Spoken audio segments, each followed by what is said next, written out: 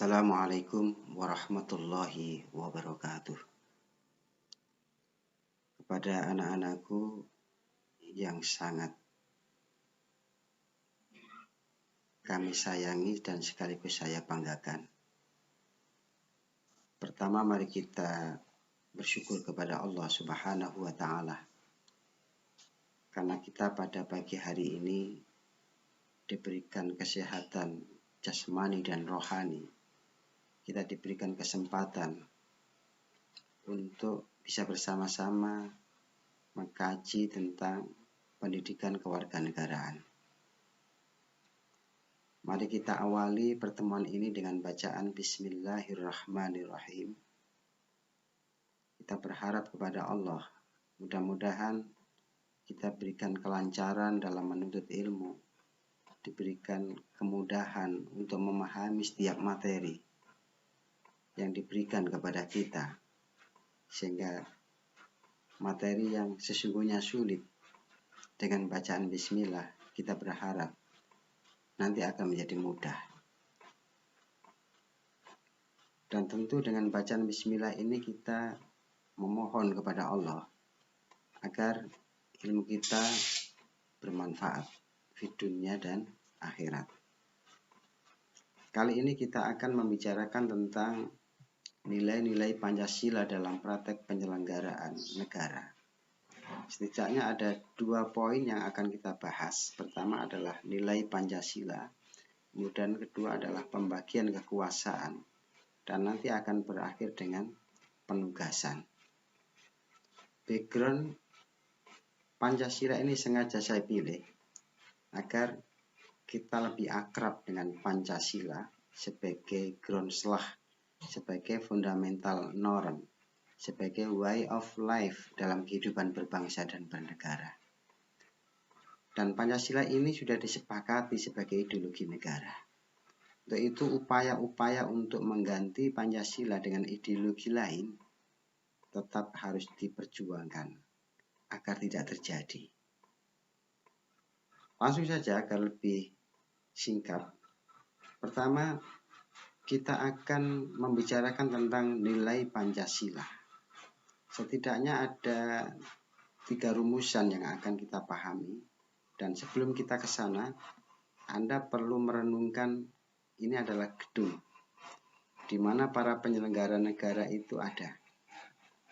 Di gedung inilah mereka mengoperasionalkan negara, mengelola negara dalam rangka untuk mencerdaskan kehidupan bangsa dan dalam rangka untuk melindungi warga negaranya atau rakyatnya.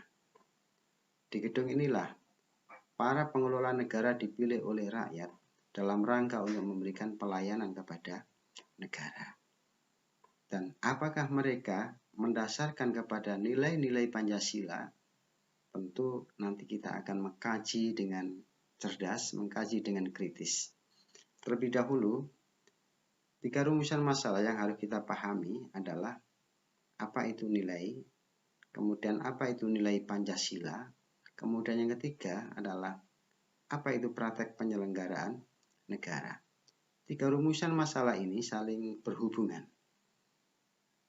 Karena praktek penyelenggaraan negara itu harus didasarkan kepada nilai Pancasila. Dan Anda akan paham nilai Pancasila manakala Anda sudah diawali dengan paham apa itu nilai. Saya beranggapan dan saya berasumsi bahwa kalian sudah sangat paham sekali apa itu nilai. Ketika Anda sudah betul-betul memahami apa itu nilai, pasti Anda akan tahu bahwa di dalam Pancasila itu ada beberapa nilai. Dan sampaikan nilai-nilai apa saja yang ada di dalam Pancasila tersebut. Kemudian nanti berujung pada apakah para penyelenggara negara itu sudah mendasarkan seluruh kebijakan-kebijakannya dengan nilai-nilai Pancasila. Itu sebagai siswa yang cerdas, nanti pasti akan memunculkan pertanyaan-pertanyaan yang cerdas. Keterkaitannya antara Pancasila dengan praktek penyelenggaraan negara. Jadi minimal buatlah tiga pertanyaan-pertanyaan yang cerdas, 3 pertanyaan yang kritis. Kita mulai dulu dari pemerintah. pemerintah itu apa? Pemerintah itu adalah merupakan salah satu unsur konstitutif berdirinya sebuah negara. Ada dua unsur penting dalam berdirinya sebuah negara itu. Ada unsur konstitutif dan ada unsur deklaratif. Unsur deklaratifnya nanti ada materi tersendiri yang akan mengkajinya. Kita lebih fokus pada salah satu dari unsur konstitutif, yaitu pemerintah. Nah, pemerintah itu bertugas untuk apa? Pemerintah itu bertugas untuk menyelenggarakan pemerintahan negara. Atau dengan bahasa yang lebih mudahnya, pemerintah itu adalah mengelola kekuasaan negara untuk mencapai cita-cita dan tujuan negara. Apa cita-cita dan tujuan bernegara itu? Di antaranya adalah mensejahterakan rakyat, mencerdaskan kehidupan bangsa. Itu tujuan bernegara. Dan dua tujuan bernegara itu tidak akan menjadi wujud, tidak akan menjadi kenyataan manakala negara itu tidak ada yang mengelolanya. Siapa yang mengelola? Yang mengelola itu adalah pemerintahan. Sehingga dengan demikian, pemerintahlah yang mempunyai kewenangan untuk mengatur seluruh rakyat dan sekaligus menjaga keutuhan wilayah negara dalam rangka untuk mencapai kemakmuran rakyat. Ada dua pengertian pemerintahan, yaitu dalam arti luas dan dalam arti sempit. Kalau dalam arti luas itu meliputi tiga kekuasaan itu, kekuasaan eksekutif, kekuasaan legislatif, dan kekuasaan yudikatif. Nanti akan kita bahas pada pembagian kekuasaan. Itu pemerintahan dalam arti luas.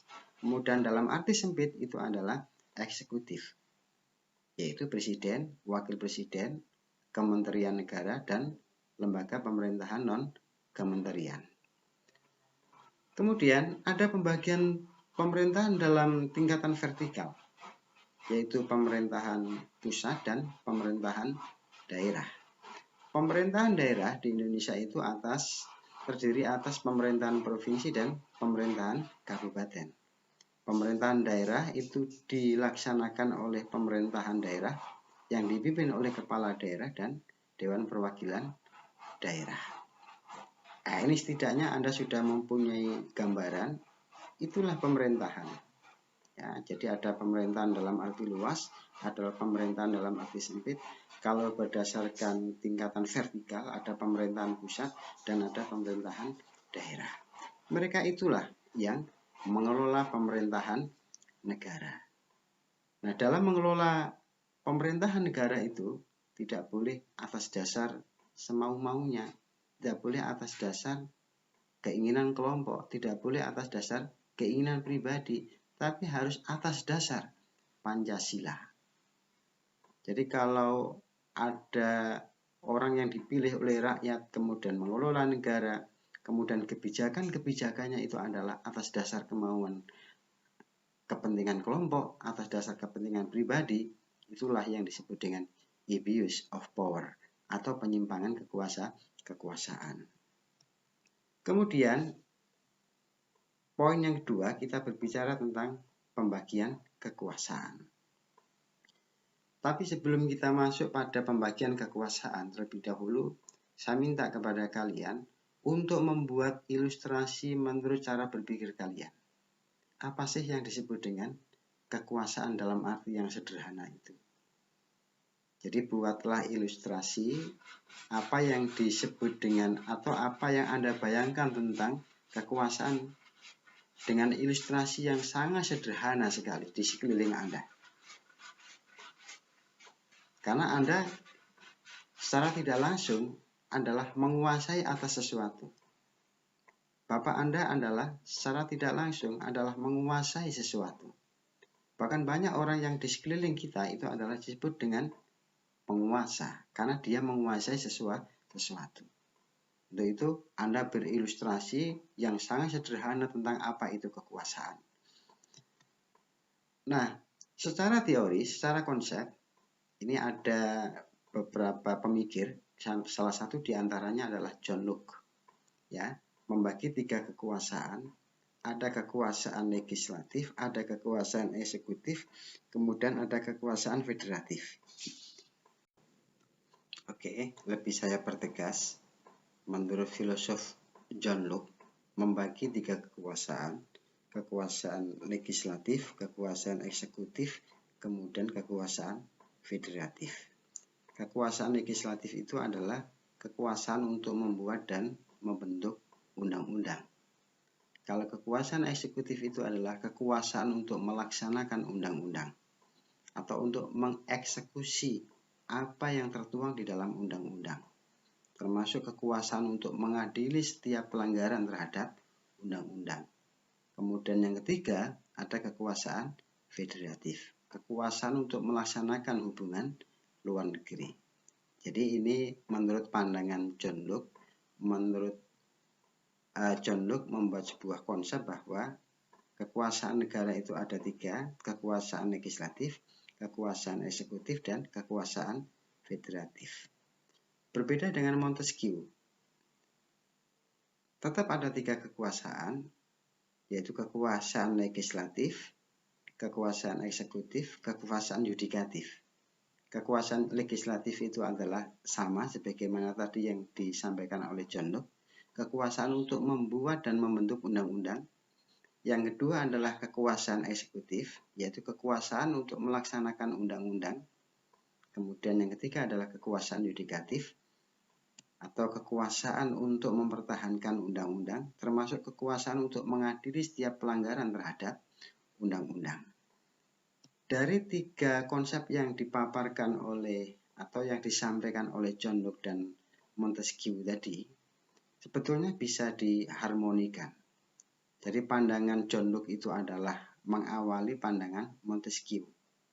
Sehingga bisa dikatakan pandangan Montesquieu itu adalah menyempurnakan dari pandangan John Locke.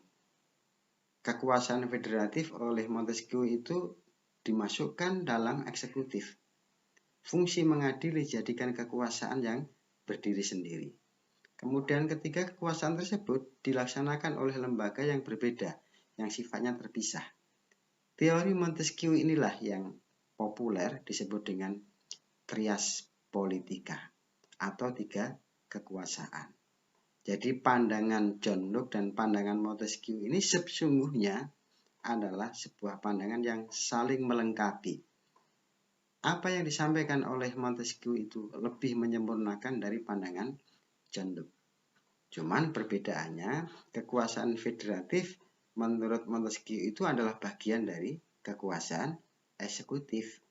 Sementara fungsi yudikatif atau fungsi kekuasaan untuk mengadili itu adalah sebuah kekuasaan yang berdiri sendiri yang disebut dengan kekuasaan yudikatif. Nah, dari 2 konsep yang disampaikan oleh John Locke dan Montesquieu itulah kalian akan bisa menerapkan, bisa menggambarkan kira-kira di Indonesia itu teorinya siapa yang dipakai. Apakah teorinya John Locke atau teorinya Montesquieu. Nah, pembagian kekuasaan ada 2 nih. Yang tadi sekilas sudah saya sampaikan, ada 2 kekuasaan, ya, kekuasaan horizontal dan kekuasaan vertikal. Jadi kalau kekuasaan horizontal itu adalah kekuasaan menyambing, ada yudikatif, ada konstitutif, ada legislatif, ada eksekutif, ada moneter, kemudian ada eksaminatif. Kekuasaan horizontal ini kira-kira menurut Anda itu merujuk pada teori yang dibuat oleh siapa? Yang dibuat oleh John Locke atau yang dibuat oleh Montesquieu. Kemudian kekuasaan vertikal itu ada 2, yaitu pemerintahan pusat, yaitu kementerian, pemerintahan provinsi, kemudian pemerintahan daerah, kemudian Mahkamah Agung, peradilan tinggi, dan peradilan negeri. Di sini tidak ada Mahkamah Konstitusi, karena Mahkamah Konstitusi itu adalah satu-satunya hanya ada di pusat. Sementara Mahkamah Agung di samping di pusat, di tingkat daerah itu ada. Nah, sekarang tugas Anda adalah, menurut Anda, Indonesia itu mempraktikkan teori siapa? Cobalah buat deskripsi sebagai argumen Anda untuk memilih dua teori tersebut dalam prakteknya di Indonesia. Saya pikir demikian yang bisa saya sampaikan. Mudah-mudahan materi yang sebentar ini mampu mengantarkan Anda sehingga Anda paham nilai-nilai Pancasila dalam praktek penyelenggaraan negara. Apakah itu sudah menjadi praktek? Ya. Jadi sebelum kita melihat apakah praktek penyelenggaraan itu mengacu kepada nilai-nilai Pancasila, kita harus lebih awal memahami apa itu pemerintahan, apa itu pembagian kekuasaan. Sehingga setiap bagian-bagian dari pembagian kekuasaan itu sesuai dengan fungsi dan tugasnya, apakah betul-betul sesuai dengan dasar Pancasila. Kira-kira demikian dan mudah-mudahan bermanfaat. Assalamualaikum warahmatullahi